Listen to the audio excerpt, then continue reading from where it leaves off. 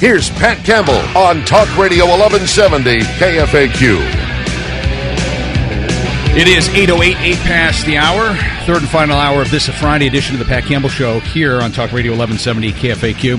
I told you I've been teasing. I've got another great Tulsa success story to tell. You know, we've had some really impressive people on the program over the years, local people that have overcome incredible adversity and become super successful. Jim Stovall, top of the list.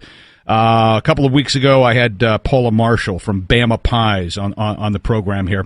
And there's a lady I've been trying to get on the show, a friend of mine, Teresa Knox from Community Care College, because she's got a great success story to tell. She's been a little reluctant to come on. I finally got a reason to bring her on, and that is because Community Care College was cited as one of the best places to work in Oklahoma last night down in Oklahoma City. So with that said, Teresa, welcome to the program. Thank you. I'm glad to be here. Tell me about this Best Places to Work award. Who are they, and how did you guys wind up getting this? Well, we were first notified in April, and we knew that we were in the top 30. Didn't know our ranking at that time, but last night at the award ceremony, we were notified that we were 12 out of 20 in our particular division. So we were so excited about that. Mm-hmm. And the award actually means so much to me. Over the years, we've received a few awards, but this one is most special because as a business owner, you know, we can ask more for having satisfied, engaged, happy, energized employees. You know, our employees in particular are very committed to what we do and what we do for our students and the transformation that occurs. And I just love that this was driven by our employees. You know, one of the reasons I brought Paula Marshall on the program was I kept bumping into people that worked at Bama Pies in all different departments, you know, people in the upper level, middle level, bottom level, and they all liked working there. They all said nice things about it, and that struck me as rather unusual because I've been places where, you know, people really didn't look forward to going to work every day. And I've been at places where, like this place here, I genuinely look forward to coming to work every day because I work with a great group of people here. What makes Community Care College a great place to work? Well, I mean, you mentioned Bama Pie. They are incredible. And one of my favorite companies locally is Quick Trip. And, you know, every company has a different reason why they're a great place to work. Primarily, it's just employee engagement. I think our particular success stems from our 5 core values and everything that we do for our employees, from policies, procedures, to hiring, to employee engagement, has to do with these 5 core values. And those simply are, our first one is to honor God. That's our first and foremost. Second is being dedicated to every student's success. The third one of my favorites, have fun and be healthy. And a lot of our employee benefits stem from that particular core value. Well, you got your own fitness facility up there, too. Yeah, for the employees, absolutely. Yeah. We have a corporate wellness program. Right. We have a fitness program for students, and so they often adopt our employees and help them reach their health goals. We have an on-site gym. We have a bicycle program. It's kind of like a community bike program for our employees. We have free massage. We have on-site childcare. So again, that third core value has helped us a lot with our employee benefits package. Our fourth core value is play to win. I'm a very competitive person. We're in a very competitive market, but it's more than just winning. It's about setting standards and exceeding those standards. And we do that in a lot of different ways. We quantify our success. We use lots of qualitative data. We analyze it, and then we set goals to exceed what we did the previous quarter or the previous year. And our final core value is to practice corporate social responsibility, or CSR. And I know that one in particular means different things to different companies. But for Community Care College, Clary Sage College, and Oklahoma Technical College, what that means is really simply making the world a better place. And we do that right here in our own backyard with Tulsa, Oklahoma. Pat, I'm blown away by the generosity of our students, of our employees. They volunteer their time, their money, their energy, and it's all about helping those less fortunate. Let's talk about a couple things here, because you've got a fascinating success story to tell. You're humble, you play it down, but I think it's a great story. When you got into the workforce, you became a dental assistant. And I don't want to put words into your mouth, but that job, from the story you've told me, seemed to be very rewarding, and it seemed to give you your identity. And you then decided that you were going to help other people and start training other people. Walk me through that little part of the story, and then we'll get to how that eventually became 3 different schools. Mm-hmm. Sure. I so believe in the power of career education. And as you mentioned, I'm a product of career education. As a young woman at the age of 18, I attended a dental assisting school, very similar to what I offer at Community Care College. And prior to that, I was working in fast food, and I did that for many years. I love fast food. And in fact, I think everyone should have to work in fast food, because everything I learned about people and customer service, I learned that in fast food. But when I graduated, one day I was car hopping, and the next day I was in a professional dental office. And that experience changed me because, communicating with the patients, they were very interested in what I had to say. And it did. It changed my life. It increased my self-esteem. And it basically gave me purpose. And the transformation that I experienced was profound, and it set the foundation for the rest of my life. So you decided, when and how did you decide you were going to start helping other people or training other people? And then you ran into some issues because, well, we do live in a pretty heavily regulated state, and not just anybody can just start training somebody for the dental field. Go ahead. Yes, absolutely. I love dental assisting. It was like the very best job. I really connected with my patients. But one thing that I noticed, we would bring in new dental assistants, and I kind of took over the training process. And, I really put a mini curriculum together, and many of the girls that I trained over the years, they said, hey, I wish I would have learned this in school. Mm-hmm. So it kind of gave me the idea that, hey, maybe there's something that I could do training people and make a side business out of it. So how do you go from that to starting 3 colleges? I mean, because I'm just blown away, and you're not done there, because one of the reasons I like talking with you, it's like, okay, so what's next? What's your next big plan? There's a number of you're not the only career college in town, but a lot of the other ones seem to be out of state interests. They're coming here, they're providing a service, but they're also taking money out of the community. You're all about Tulsa. You're committed to Tulsa and growing Tulsa and growing your endeavors as well. So how do you go from just training some people on your own to, here you are, 2011, you've got Community Care College, Clary Sage, and you've got the Oklahoma Technical College? Sure. Well, I first put an ad in the newspaper. It was like a $4 ad, and I said, let me change your life, become a dental assistant. And I started getting some calls in. That's a great pitch right there. Let me change your life. I mean, I'm going to pick up the phone and go, oh, this ought to be great. Okay, go ahead. Sure. So I started getting some calls in, and I got a first group of students. And I actually originally brought them in my apartment, and that did cause some problems. I got a letter from the state, and they said that I was operating a school illegally. And I was devastated. I had, all of the years of my experience from fast food to dental assisting didn't really prepare me for higher education or in the business world.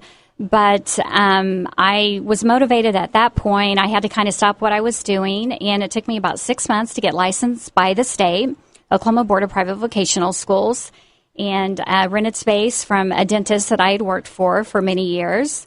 And got licensed. And a couple of years later, I got accredited. Then I got recognized by the U.S. Department of Education. And then I thought, why not add more programs? So although I started with dental assisting, we currently offer 46 programs. Wow. How do you, and you do not come from a wealthy background. You come from humble beginnings. How do you, it takes money to, build these places, to rent the buildings, to pay the, how many people do you employ now? We have 200 employees. Wow, that's big. How did you go about getting the money? I mean, you don't just walk into a bank. Hi, I'm Teresa. I want to start a couple of colleges here in town, career colleges. Can you help me? I tried that. I walked into a bank, and first question is, can I see your business plan? Second question, can I see your financial statements? And of course, I had neither one. I didn't know what the hell he was even talking about. Right. And so definitely, I've learned the business, along the way, but. Put in my life savings. At the time, I had $750, And You're doing better than me. Go ahead.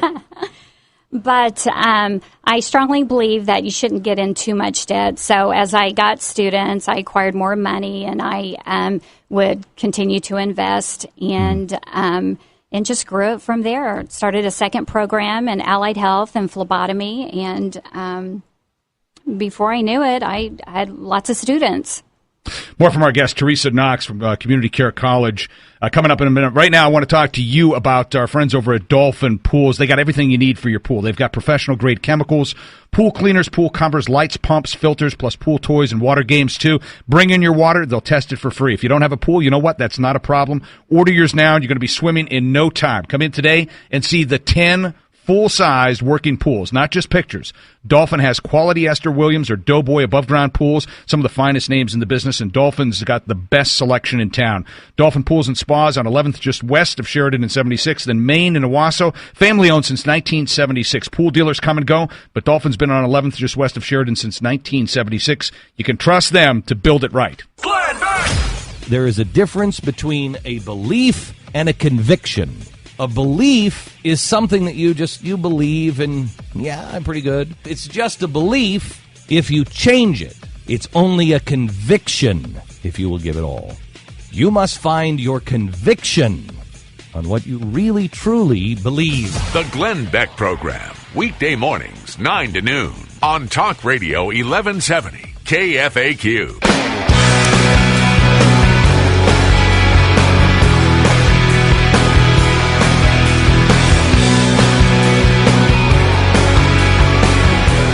It is 8:24. We're back in studio. My friend Teresa Knox from Community Care College, also Clary Sage College and Oklahoma Technical College. They got a big award last night, one of the best places to work in Oklahoma. I've been trying to get her on the program to tell her story. And Teresa, really part of the reason I want to get you on the show is because there's a lot of other people like you out there listening, Tulsans who maybe have a great business idea, but they're afraid to step out of their comfort zone because, well, it's scary. What advice would you have for, knowing what you know now, looking back in retrospect, what kind of advice would you have for startups or those who are interested in opening a business? Well, I think my first advice would be to find a business that you're passionate about. I have found that those that turn their hobbies into careers and to jobs do the best. The failures that I've seen most of, and it's not always the case, someone that wants to open a business, they have a little bit of money out of their retirement account, and they buy a franchise in an industry that they know nothing about. And so that would be the first thing, something that you're very passionate about, and then you can convey that passion to potential customers. The second thing that I would advise, and I see this a lot as well, is make sure you do a lot of market and research on your product. You need to know the number of competitors that you have, what they charge, how many are in there, what is going to be your demographic, is there enough room for another business of the same type. And once you have all that information, I think you can make an intelligent decision. And if you have the money, you need to invest in a good CPA and a good lawyer. And that's what I did not have the money for in the beginning, so made lots of mistakes from a legal or accounting perspective. What is the importance of having mentors and surrounding yourself with good advisors, especially as you continue to expand? I know your core team gets bigger and bigger. Talk to me about that. Yeah, it's so important that you align yourself with people with skills and attributes that you don't have. And Tulsa, man, we are blessed with so many amazing entrepreneurs and business owners. And what's neat about Tulsans in business is they are generous. They're open and honest. It's not like some markets where they're fearful of their trade secrets getting out there, that sort of thing. You'll find so many business owners that are willing to share their failures, their successes, and give that information to you so you don't make the same mistakes, or that you can, learn by that. What is Tulsa's business climate like right now? I know that when I first met you and started talking with you, I think it was around early 09, and really the economy around here was in the tank. Ironically, your business was doing very well because at a time when a lot of people were getting, laid off or getting pink slips, they needed to retrain, retool quickly and get a marketable skill that could get them back out there in the workforce where there were were some opportunities. So actually, in downtimes financially, a place like Community Care College or Clary Sage, you're actually doing quite well. So when you're out there talking with other business leaders in the community, what is the business climate like right now? Well, I think Tulsa overall is blessed. We have low unemployment compared to other markets.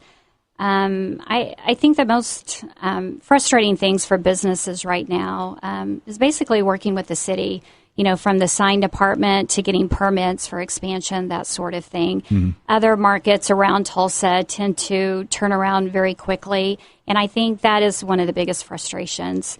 But overall, the city is very supportive. Our current mayor is very supportive of small business. They understand that's the backbone of the economic development of our state. And again, what I was mentioning earlier, we have so many successful businesses in this community, and they're willing to share that information. Mm-hmm. So there's power in numbers. We're all here to support each other in this particular community because we all love Tulsa. What about the people that are thinking of doing something? People will always give you all the reasons why you can't do something. The uncertainty of the business climate right now. Well, if now is not a good time, when would a good time be? What do you say to that mindset that this is really not the time? Maybe in a year or two when things turn around, maybe it'd be a good time to do it.